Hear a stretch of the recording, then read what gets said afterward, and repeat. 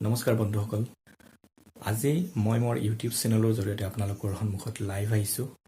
আজিলৈকে মোৰ চেনেলৰ জৰিয়তে যিমানখিনি ভিডিঅ' আপোনালোকে দেখিছে তাত মোৰ কণ্ঠ শুনিছে মোৰ স্থিৰচিত্ৰ মোৰ ছবি দেখিছে ফটো দেখিছে কিন্তু মই লাইভ অহা নাছিলোঁ আজি আপোনালোকৰ সন্মুখত মই লাইভ আহিছোঁ এটা কাৰণতে যে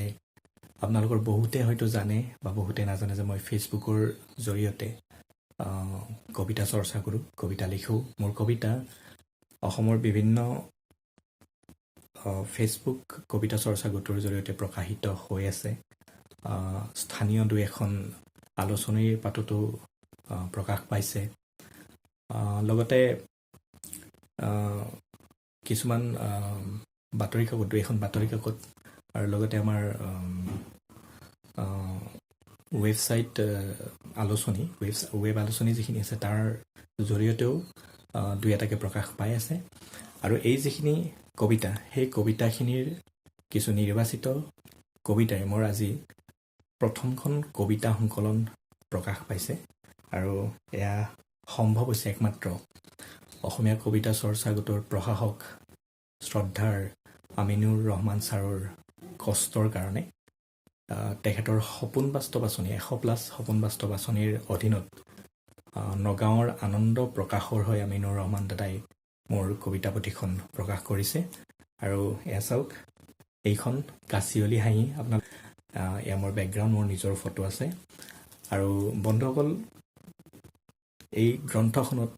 মোৰ দ্বাৰা ৰচিত নিৰ্বাচিত কিছু কবিতা সন্নিৱিষ্ট কৰা হৈছে গ্ৰন্থখনৰ মূল্য 120 টকা নিৰ্ধাৰণ কৰিছে আৰু মই আগতে কৈছোঁ যে নগাঁৱৰ আনন্দ প্ৰকাশে এই কবিতা পুথিখন ছপা কৰি উলিয়াইছে কবিতা চৰ্চা অসমীয়া কবিতা চৰ্চাৰ হৈ আৰু সুন্দৰ এই বেটুপাত ডিজাইন কৰিছে আমিনুৰ ৰহমান দাদাই নিজে আৰু বন্ধুসকল আশা কৰোঁ আপোনালোকে এই মোৰ প্ৰথম প্ৰয়াস যিটো কবিতা পুথিৰ আপোনালোকে সঁহাৰি জনাব নিশ্চয় মোৰ ডিছক্ৰিপশ্যন বক্সত মোৰ ফেচবুকৰ লিংক দিয়া থাকিব মোৰ হোৱাটছএপ নম্বৰ দিয়া থাকিব যদি আপোনালোকে গ্ৰন্থখন সংগ্ৰহ কৰিব বিচাৰে উচিত মূল্য আৰু ডাক খৰচৰ বিনিময়ত তেন্তে যোগাযোগ কৰিব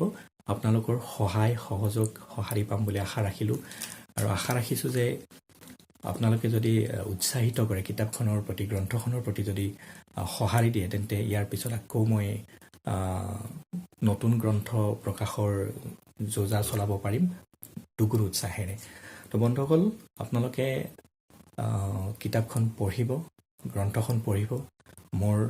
অনুভৱখিনি পঢ়িব মই লিখা কবিতাবোৰ পঢ়িব আৰু কেনে পাইছে সেইটো মোক জনাব নাপাহৰিব মেছেঞ্জাৰত হওক হোৱাটছএপত হওক